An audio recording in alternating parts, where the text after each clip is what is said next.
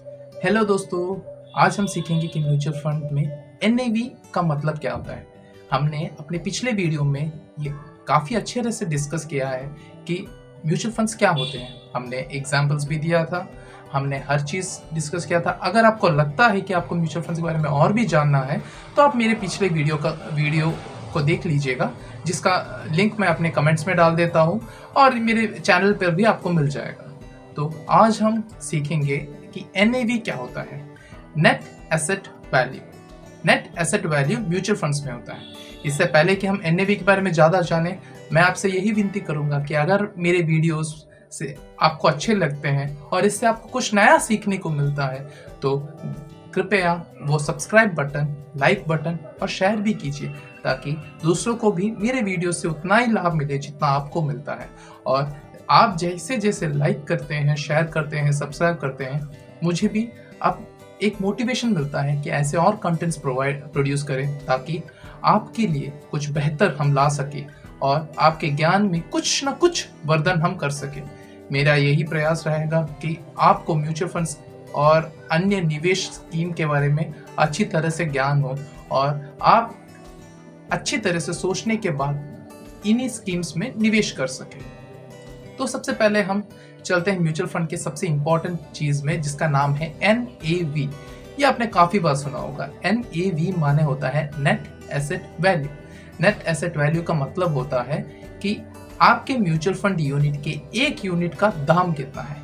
आपके mutual fund unit में आप जब पैसा डालते हो, आपने 1000 रुपया डाला, बगल वाले ने 2000 रुपया डाला, उस तीसरे वाले ने 4000 रुपया डाला। अब जब ये सब मिला के म्यूचुअल फंड मैनेजर जब इन्वेस्ट करता है, तब उसे सपोज आप सबने मिलके 6000 रुपया डाला, तो उसे उसे 12000 में मिल जाता है।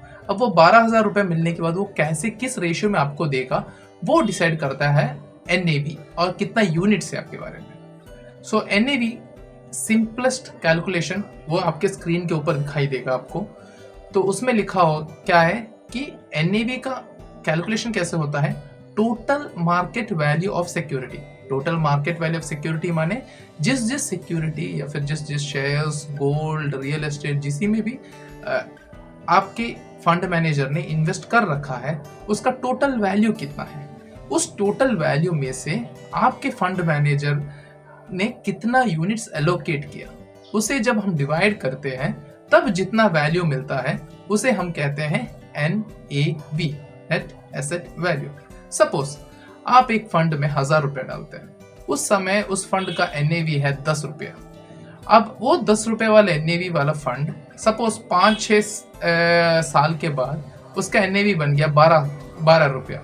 जब आपने 1000 रुपया डाले था, 10 रुपया एक यूनिट का एनएवी था, एक यूनिट का दाम था, तो आपको कितना यूनिट मिला? 100 यूनिट। अब 4-5 साल के बाद आपको कितना मिला? आपका एनएवी कितना बना?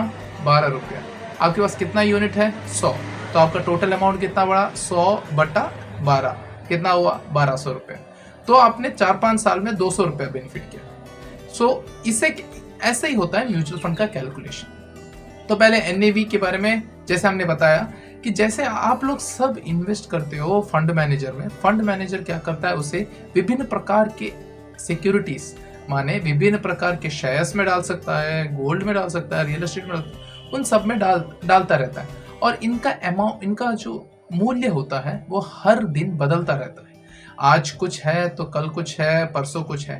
तो ऐसे बदलते समय में क्या होता है कि कैलकुलेट किया जाता है कि आज शाम को जब मार्केट क्लोज हो रहा है, माने 3:30 बजे स्टॉक मार्केट क्लोज होता है, तो तकरीबन पकड़ के चलो 4, 4:30, 5 बजे तक आपका एनएवी आ जाता है कि जितने शेयर्स है या फिर जितना गोल्ड है या फिर जितना रियल एस्टेट है, उसके आज का मार्केट वैल्यू कितना है, उसका टोटल डिवाइडेड बाय कितना यूनिट्स अब तक डिस्ट्रीब्यूट हुआ है, उसका टोटल। अब जब इन दोनों का टोटल आ जाता है, उसके बेसिस में आपको मिलता है क्या? एनएवी। ये एनएवी से हम फर्दर हमारा कितना गेन हुआ या फिर लॉस हुआ वो हम कैलकुलेट करते हैं। इसीलिए हम कहते हैं कि एनएवी बहुत इंपॉर्टेंट है। लेकिन सिर्फ एनएवी को देख के करना क्या सही बात है? नहीं, सिर्फ NAV से हमें कुछ नहीं पता चलता, क्योंकि जो नया फंड आता है उसका NAV रहता है 10 रुपया। तो आप बोलोगे कि पुराना फंड घटिया है, नया फंड सस्ता है, ऐसा नहीं बोल सकते। इसीलिए NAV एक मैट्रिक्स है कैलकुलेशन की। NAV का एक एग्जाम्पल देख के देखते हैं। NAV का एक एग्जाम्पल में क्या बोलते हैं कि सपोज आपके पास 20 लाख, सपोज आपके MF scheme mutual fund scheme का टोटल वैल्यू 200 लाख रुपया है। अब उस 200 लाख रुपया में से आपने 10 लाख यूनिट्स दिया, यूनिट्स डिस्ट्रीब्यूट किया हुआ है उसमें। तो फिर एक यूनिट का NAV कितना आता है? 200 लाख डिवाइडेड बाय 10 लाख, कितना है आपका? 20 रुपये, राइट।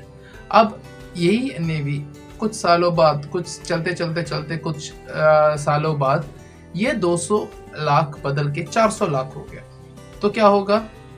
आपका NAV कितना आएगा? 400 लाख हो गया, माने आपका NAV आएगा 400 lakh divided by 10 lakh unit ही है अभी भी इशू किया हुआ। तो 400 लाख डिवाइडेड बाय 10 लाख कितना हुआ? 40 रुपया। जो 20 रुपए का यूनिट था, आज उस एक यूनिट का दाम है 40 रुपया।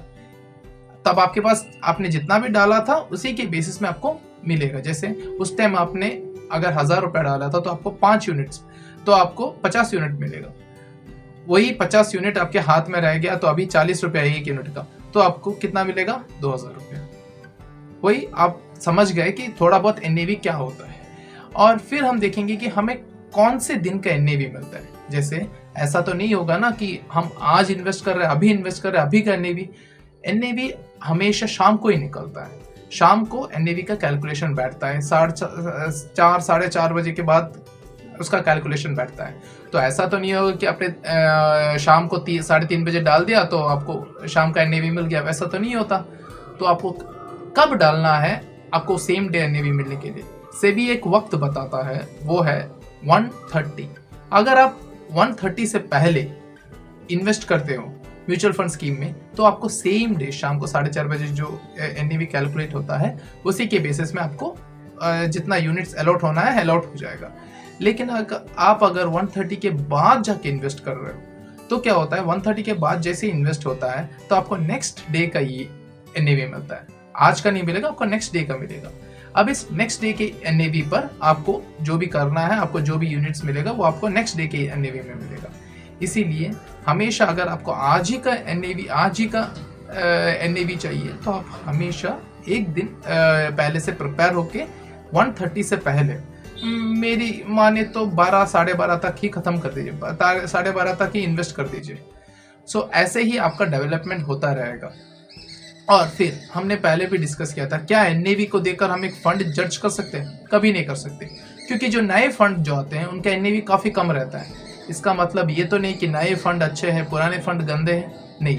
लेकिन जो पुराने फंड होते हैं उसमें भरोसा ज़्यादा रहता है, बहुत लोग इन्वेस्ट करते हैं, वो काफ़ी साल से पकड़े रहते हैं, इसलिए ग्रोथ भी अच्छा रहता है और हमें उनका स्वभाव समझ में आता है। इसलिए आप एक नए फंड को पुराने फंड से कंपेयर करने से पहले NAV के बेसिस में पहले आप सोच लीजिए कि कितने साल से ये फंड है। ये NAV के बेसिस में आप कभी फंड कंपेयर मत कीजिए, यही मैं सलाह दूंगा, क्योंकि NAV के बेसिस में जो भी कंपेयर करता है वो गलत निकलता है। इतना ही था NAV के बारे में, बेसिकली इतना ही आपको बताना था NAV के बारे में। छोटा सा वीडियो है, आप देख लीजिए, लाइक कर लीजिए, सब्सक्राइब कर लीजिए और आपके दोस्तों को भी बता दीजिएगा इस वीडियो के बारे में। अगर आपको इस पूरे वीडियो सीरीज़ के दौरान कहीं पे भी आपको डाउट्स है या फिर आपको कहीं पे भी कुछ चीज़ ज़्यादा सीखनी है तो आप ज़रा हमें कमेंट्स में बता दीजिएगा। हम देख के आपको जो भी नेसेसरी वीडियोस होंगे हम आपको बना के दे देंगे। ठीक है, थैंक यू।